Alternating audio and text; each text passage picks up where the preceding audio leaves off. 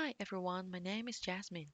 I've been working with Wing on implementing graph learning algorithms in the finance domain. Currently, most stock analysis uses a target stock's own historical data to make predictions and neglect the impact of other participants. So in our projects, we aim to encode the interdependencies between the listed companies in US in the graphs and make use of the inferred graph to predict stock price movements. However, in real life, there may be some relevant variables that are hidden or inaccessible. Technically, we call them the latent variables. In our case, they can be some stocks from other exchanges, which may affect the accuracy of the graph learning. Collecting all the information is not an ideal and practical solution. Therefore, we will further investigate and address the effect of the latent variables. To encode the interdependencies between corporations in the graphs, we first implemented two graph learning algorithms. The first one is the graphical lasso. It is one of the statistical approaches that models the relationship between the entities by estimating their pairwise conditional independence. The second one is the smoothness-based model.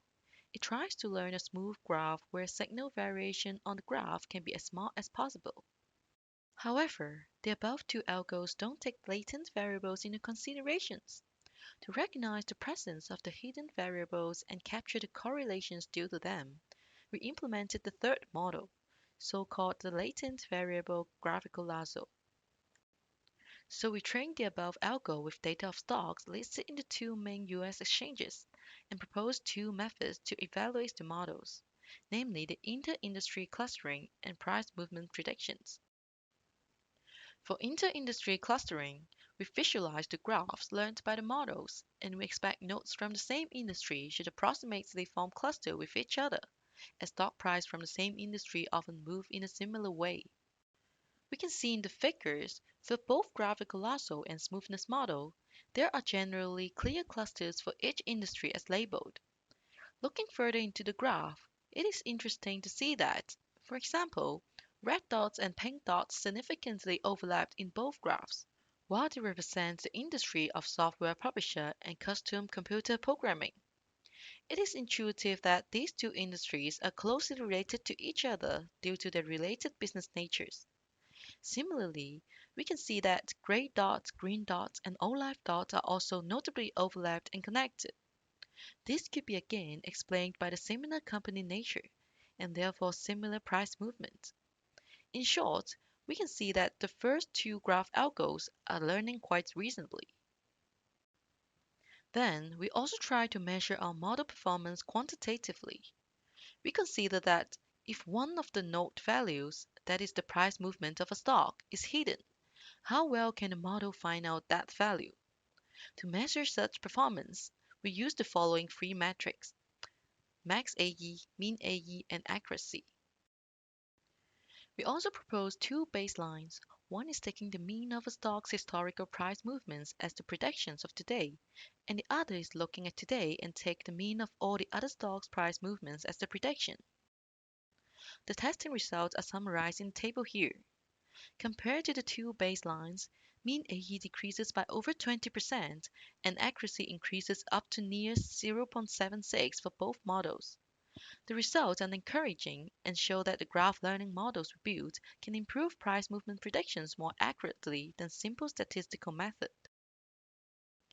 So in our previous experiments, we actually have only used parts of the industries to train our models.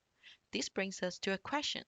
Is it fine to train the models and infer the graph with only a subset of data? So we would like to measure the effect of training the model with a limited set of data. To do so, we use graphical lasso as an example. For each of the industries, we first train a graph with data of all the stocks and singled out the graph of that industry, so-called the big graph.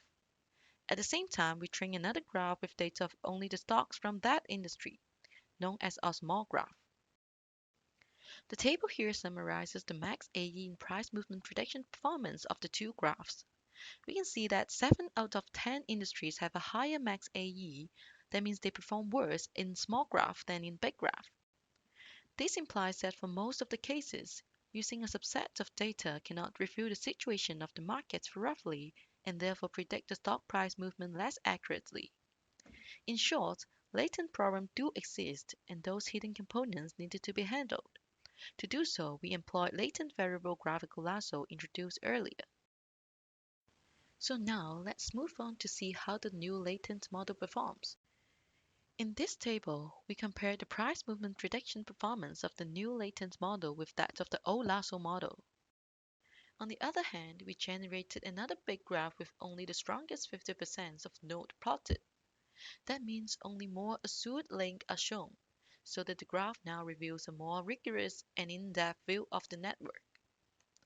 The results can be divided into two groups.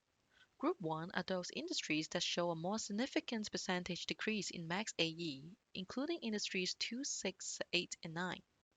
While Group 2 would be the remaining industries which showed insignificant performance in the latent model, with a trivial decrease or even an increase in max AE. Comparing the results with the previous table, we can see that the results align with our observation of latent effect. That is, the improvement is more significant for the industries with more observable latent problems. This implies that the latent model is reasonably addressing the latent problem. Then, let's take a deeper look into the results in each group. For Group 1, which shows significant improvement, we can see that most of them have tight connections with other industries. For example, industries 6, 8, and 9 are placed comparatively in the middle of the graph and closely linked with other industries. These reinforce the strong latent effect in this industry. When a model is trained with only a subset of data, which is the data only from that industry, stocks from other industries are hidden, but some of which do matter to them. As these hidden nodes are properly handled in the new latent model, significant improvements in the price movement predictions are seen for these industries. And for Group 2, in addition to the subtle latent effect we observed in the previous table, for Industry 1, 3, and 7, we can also see in this table that they have a great drop in the number of nodes in the new graph, with percentage decrease larger than 80%. This means that most of the companies in these industries hold weak connections with all other stocks in the market, which could be one of the reasons why the latent effects in this industry are subtle and therefore no significant improvement with the new latent model. What about the fifth industry? Although its number of nodes doesn't drop significantly, it still records a decrease in improvement.